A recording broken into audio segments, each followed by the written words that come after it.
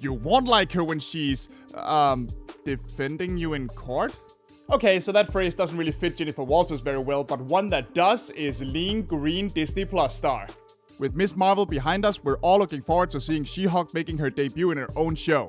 Or at least, I'm really looking forward to seeing her try to balance superhero court battles with superhero street fights. And this may come as a surprise to some of you, but She-Hulk doesn't just fight Bruce's bad guys whenever he's unavailable. She's actually built up her own colorful and very strange rogues gallery over the years. So let's take a moment to go through the fun, the strong, and the utterly bizarre villains that She-Hulk has fought. You might already know that Jenny got her powers thanks to a blood transfusion from her cousin Bruce, who kinda forgot to consider that maybe his mutated blood would have some side effects. But do you know why she needed a blood transfusion in the first place?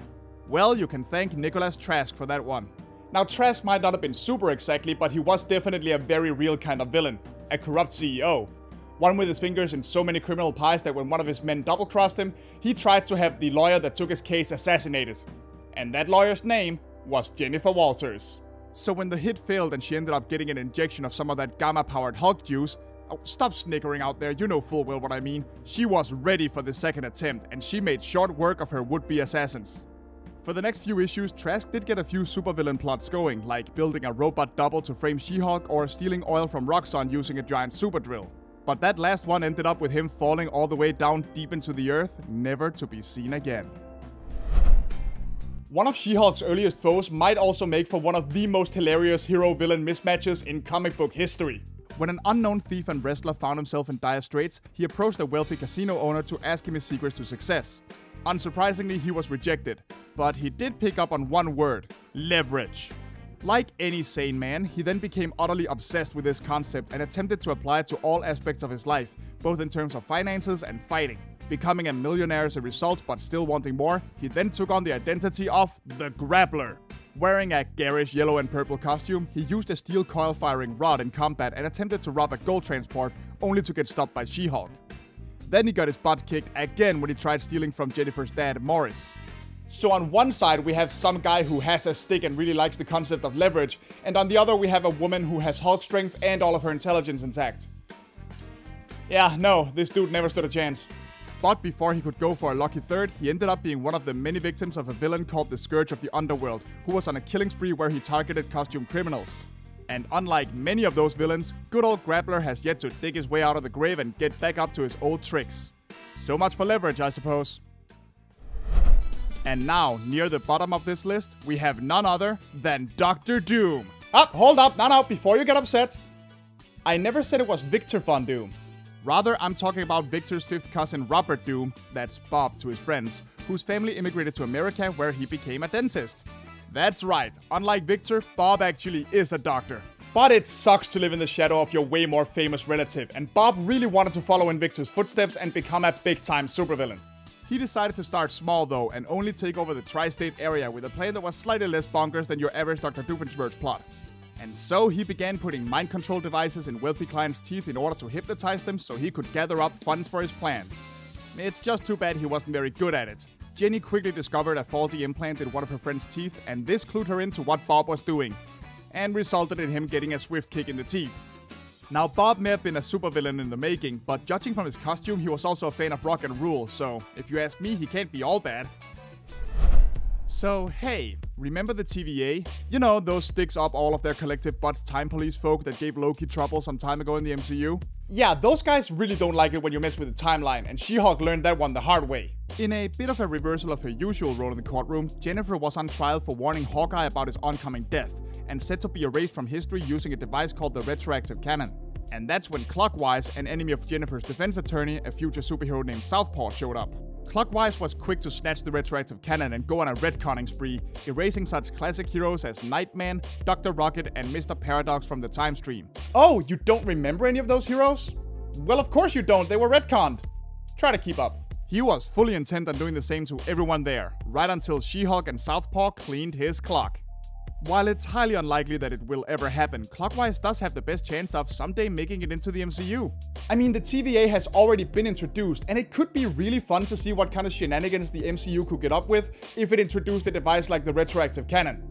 Well, that is if any MCU-related She-Hulk media ever decides to go the fourth wall-breaking route that she used to be famous for. Before there was any such thing as an online influencer, people with a desperate need for attention had to find other ways to get the masses to fawn over their every word. But how? In the case of Jack Workman, the answer was simple. Use your grasp of language to become the word and start a cult. But he should have kept an eye on his daughter, Ultima. She happened to fall in love with a cult member named Randolph Harrington, and when Randolph wanted out of the cult and contacted She-Hulk for help, Ultima threw a fit and got into a fight with her about it. Using her peak human condition and brainwashed confidence in her own perfection, she actually managed to give the gamma-powered She-Hulk a pretty good fight. And if you're wondering how that works, Jennifer was suffering from a disease at the time and wasn't at full strength. Yeah, it's funny how convenient that is. Unfortunately for Ultima, their battle resulted in her getting a car dropped on her head, and she ended up in a wheelchair, which basically ended her career as a She-Hulk villain. Not that stopped her dad from making a new cult somewhere else where Ultima recovered and briefly fought the Thing and the Human Torch. But that's a whole other bowl of Kool-Aid. With a name like the Living Eraser, you think the guy would try and erase his face. Yeesh. Now, there's actually been two characters who called themselves the Living Eraser, and both of them were members of an interdimensional race called the Supremacy. The first Eraser, named Katsa, used a pair of wrist-mounted teleporters to erase people and bring them from one dimension to the other. With this device, he kidnapped many scientists, including Hank Pym, as part of a plot to help the species learn nuclear science so they could build weapons. But yeah, he was pretty easily beaten by Hank and Janet. The second Living Eraser, who Marvel didn't even bother giving a name, had way skeevier goals. He was just sent by the Supremacist leader to find him a queen. And to say the least, She-Hulk wasn't exactly impressed with that old chestnut. In fact, she was so unimpressed that she barely bothered to fight the guy. She just kicked him in the rear and snatched his eraser gloves to go home. And then she made sure to chew John Byrne out for writing such a dumb story to begin with. These guys are what happens when moral guardians get their way. Corrupt businessman Jasper Keaton was convinced that any kind of sexual liberty was the root of all evil in the world. Enough so that he created the American Purity Foundation to promote what he saw as good pro-censorship, anti-sex values. Of course, this is all conveniently ignoring that Jasper enjoys such wholesome activities as kidnapping, bribery, murder, and stealing nuclear weaponry. You know, just normal things that all of us have done at least once. And of course, such a wholesome all-American foundation needs its own superhero mascot, and that comes in the form of Bob Jones IV, better known as Captain Rectitude. He is a classic superhero type brainwashed to have a powerful anti-smut agenda, and comes empowered with standard abilities like flight and super strength. He's also got what appears to be the equivalent of a Care Bear stare thanks to that heart-shaped gem on his chest. Well, a slightly more deadly version of it anyway. These two dinkuses were so morally uptight that they had the audacity to shame Jennifer for being nude, after they themselves blasted her costume to pieces. And just in case you hadn't picked up on the idea that Jasper and the American Purity Foundation is a whole gaggle of sexist douches yet, allow me to introduce you to the Foundation's manager, Florence Sharples, who became the Abominatrix as a result of Jasper's attempts at curing PMS. This backfired, and Florence became a grotesque rage monster who was instead stuck having PMS permanently. Oops. So, yeah, this whole company is just a big ol' yikes. It's an awkwardly hilarious yikes, sure, but it's a yikes nonetheless. If Superman and Lex Luthor are anything to go by, people love a good brains versus brawn matchup when it comes to their superheroes. And you don't get much more brainy than replacing your whole head with an advanced supercomputer. Now, why Thursday Rubenstein did this and why she became a supervillain known as Ruby Thursday is a mystery, and so is the rest of her backstory. She just kind of showed up one day as part of the supervillain group called the Headmen, who all had some kind of nonsense head gimmick to them. Look, all the good supervillain team-up gimmicks were taken, alright? But don't let that fool you. Ruby Thursday can actually be a pretty formidable foe. That head of hers can shapeshift, regenerate, fire powerful blasts, and grants her incredible intelligence. She-Hulk learned this the hard way when she and Spider-Man fought the Headmen, who were trying to steal her body so their member Chandra the Mystic could use it instead of the weird monster body he had at the time. She might not be easy to adapt to the screen, but honestly, I would love to see someone try. She's just so hilariously strange that I can't help but love her. Remember how Ultima started out as a super strong woman and then ended up in a wheelchair? Well, flip that script around and you get She-Hulk's obligatory evil twin, Adrenazon. After losing the use of her legs in a terrible car accident, Adrienne Lynn attempted to cure herself by taking an experimental drug. And miraculously the drug worked! Pretty soon Adrienne was up and walking again. For about 30 minutes at a time until the drug wore off. Not satisfied with this, Adrienne Lynn eventually overdosed, and that turned her into Adrenazon, with strength to match that of She-Hulk.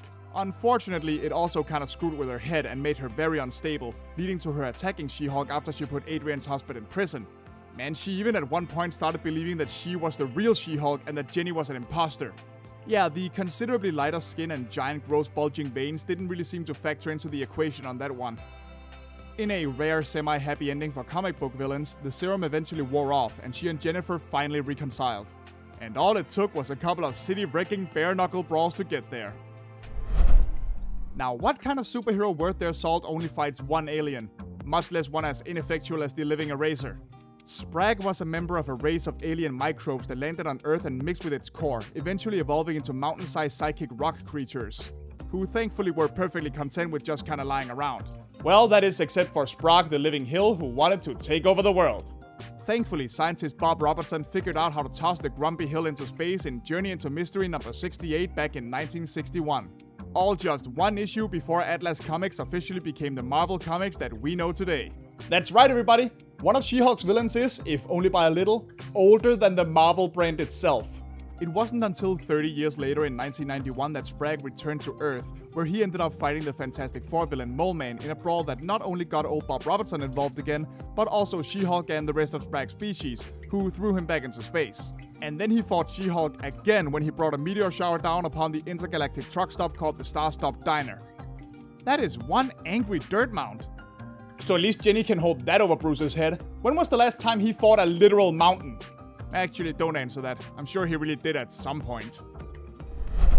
Not all of She-Hulk's mutant enemies are just imitations of her or questionable female equivalents of Hulk baddies. No, Jennifer has her own big scary green muscle mutant to deal with, and his name is Manfred Haller, the Man-Elephant. Although modern readers probably know him better as Behemoth. Starting out as a philanthropist and hydraulics expert, Manfred wanted to gain some publicity for the new elephant-looking exoskeleton he'd made for exploring hostile environments. The problem is that he did this by using it to fight She-Hulk during a time where she had been wrongly accused of a crime that she didn't commit. Since Manfred was actually a pretty nice guy, he backed down once he realized that Jennifer was innocent, and it looked like there could have been a modest little hero career ahead of him. But the world had cruel plans. When Tony Stark discovered that he'd been selling parts to other tech-based heroes off the books, not even for any nefarious purposes, he was just being kinda stupid about it, Manfred's company was shut down and he fled to Timbuktu to find himself. But instead, he found a woman who imbued him with power from the Cyttorak gem, which turned him into an actual man-elephant monster. She also claims she did this because she worships the god Ganesha, which I'm sure is widely considered a very culturally sensitive depiction of Hindu faith. Blaming She-Hulk and Tony Stark for his troubles thanks to the gem warping his mind, he then returned to the States to battle She-Hulk and the Lady Liberators. And got his butt kicked. But not before putting up a hell of a fight. And before you ask, no, it's not really clear whether or not that's the same Cyttorak that gives the Juggernaut his powers, because they're spelled a little bit differently and, yeah, it's a whole thing. Ask any bullied kid, and they'll tell you that they've had at least one fantasy about getting superpowers and taking revenge.